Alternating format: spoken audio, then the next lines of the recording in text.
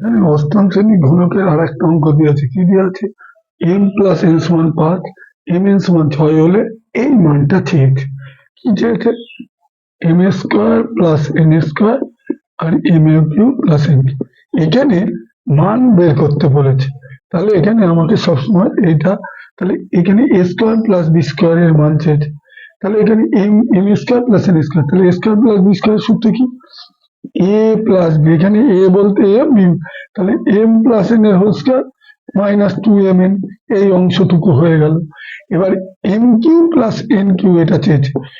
এ Q plus B Q এর মান নির্ণয়ের সূত্র কি? A plus B whole Q মান, এটা হচ্ছে আমাকে উৎপাদক বিশ্লেষণের সূত্র করলে হবে না, এটা মান নির্ণয়। এ কিউ প্লাস বি কিউ এর মান নির্ণয়ের সূত্র কি এখানে?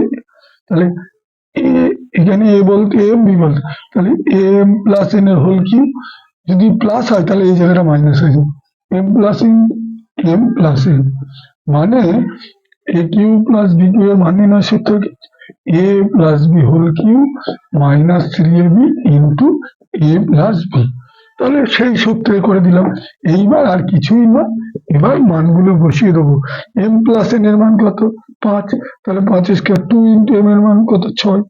এখানেও তাই, এম প্লাস এন এর মান 5 ইন্টু এম এন হচ্ছে 6 আর এম প্লাস এন মানে 5।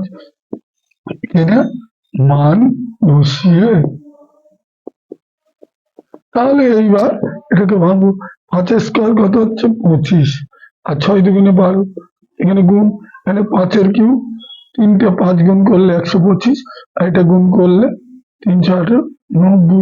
তাহলে এবার এটা বিয়োগ করি, এটা 13 হয়, এটা বিয়োগ করলে 5, 9, তাহলে এবার 13 আর 15 গুণ করলে 450। অ্যান্সারটা বেরিয়ে গেল খুব সহজ। এখানে এ কিউ প্লাস বি কিউ এর সূত্র করলাম, মান নির্ণয়।